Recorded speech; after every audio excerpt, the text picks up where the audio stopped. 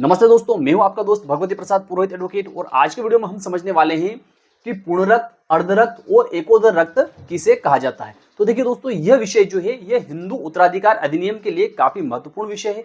और इसको अगर आप हिंदू उत्तराधिकार से संबंधित अगर किसी केस को देखना चाहते हैं या समझना चाहते हैं तो उसके लिए इस विषय को समझना बहुत जरूरी है। आपने चैनल को सब्सक्राइब नहीं किया तो चैनल को सब्सक्राइब कर दीजिए, बेल आइकन को प्रेस कर दीजिए और इस वीडियो को फटाफट लाइक कर दीजिए, क्योंकि इस चैनल के माध्यम से आपको मिलती है सरल और आसान भाषा में कानून की नई नई जानकारी। तो आइए वीडियो को शुरू कर लेते हैं। तो देखिए दोस्तों, इसको हम ऐसे समझेंगे कि जैसे ये ए नाम का जो व्यक्ति है यह पुरुष है, ठीक है, ये क्या है, यह पुरुष है। और ये बी नाम की जो महिला है, ठीक है, यह बी नाम की महिला है, ठीक है। ये दोनों आपस में पति पत्नी है। क्या है, ये दोनों आपस में पति पत्नी है। और इन दोनों से अगर कोई संतान उत्पन्न होती है, ठीक है, इन दोनों से अगर कोई संतान उत्पन्न होती है, जैसे ये सी, ये डी, ये ई, ठीक है, और ये एफ, ठीक है, दो संतान भी हो सकती है, दो से अधिक भी संतान हो सकती है। लेकिन अगर इन संतानों का पिता और इसकी माता जो है, इनकी माता जो है, दोनों एक ही है, ठीक है।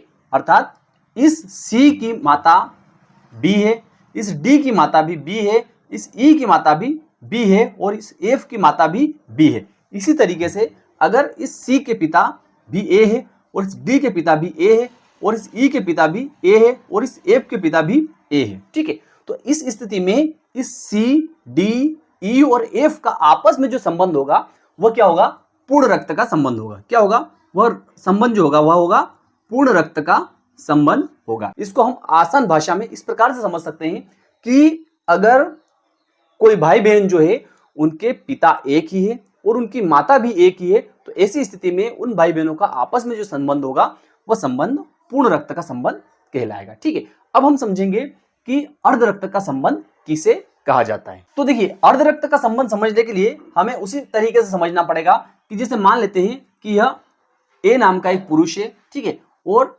यह बी नाम की एक महिला है और एक सी नाम की महिला है, ठीक है।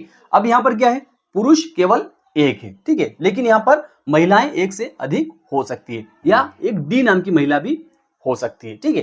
तो अगर इस ए से इस बी को एक संतान उत्पन्न हुई, ठीक है, वह ई नाम की है, ठीक है, इस ए को ही एक संतान इस सी से हुई जो कि एफ नाम की है और इस ए से ही इस डी को एक संतान उत्पन्न हुई जो कि जी नाम की है, ठीक है।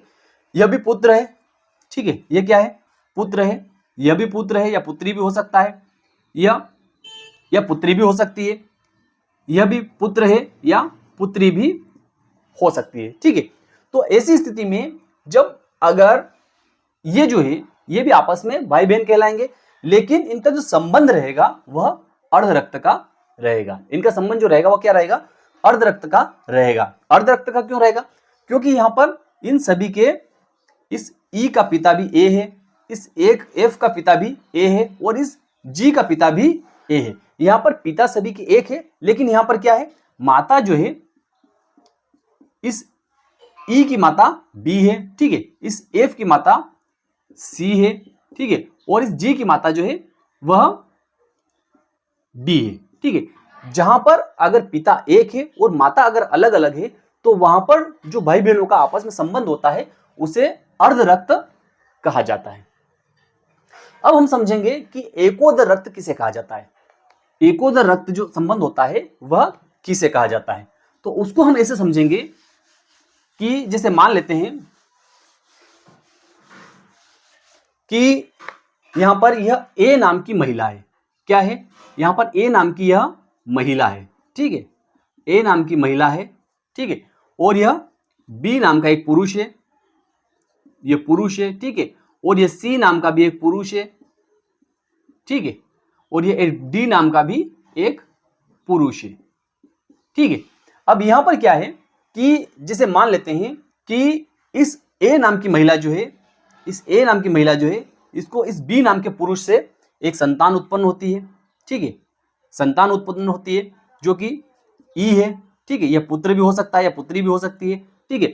इस ए नाम की जो महिला है इसको एक संतान उत्पन्न होती है इस सी नाम के पुरुष से, ठीक है, जो कि एफ है, या पुत्र भी हो सकता है, पुत्री भी हो सकती है। और इस ए नाम की महिला जो है, इसको एक संतान उत्पन्न होती है इस डी नाम के पुरुष से, ठीक है, जो कि जी है, जो पुत्र भी हो सकता है या पुत्री भी हो सकती है। तो ऐसे अगर पिता अलग अलग है, जैसे ये जो है आपस में ये भी भाई बहन कहलाएंगे, इनका रिश्ता जो रहेगा वो एकोदर रक्त का रहेगा। एकोदर रक्त से मतलब होता है कि एक उदर से उत्पन्न होने वाली संतान। जो महिला है, इस अकेली महिला के उदर से ये संतानें उत्पन्न हुई है। ये ई नाम की संतान जो है यह इस महिला से उत्पन्न हुई है। ये एफ नाम की संतान जो है यह भी इस महिला से उत्पन्न हुई है। ये जी नाम की संतान जो है यह भी इस महिला ने उत्पन्न की है, ठीक है। लेकिन इन सभी जो संतान है, ये ई है, ये एफ है और जी जो है, इनके पिता अलग अलग है। माता एक है लेकिन पिता अलग अलग है। तो जहां पर माता एक रहती है और पिता अगर अलग अलग रहते हैं तो वहां पर जो भाई बहनों का संबंध जो रहता है वह एकोदर रक्त का कहलाता है, ठीक है। तो मैं विश्वास रखता हूं कि आज का वीडियो आपको अच्छा लगा होगा। अच्छा लगा तो वीडियो को लाइक कर दीजिए, अधिक से अधिक लोगों तक इसको शेयर कर दीजिए। फिर मिलते हैं अगले वीडियो में, तब तक के लिए जय हिंद, जय भारत।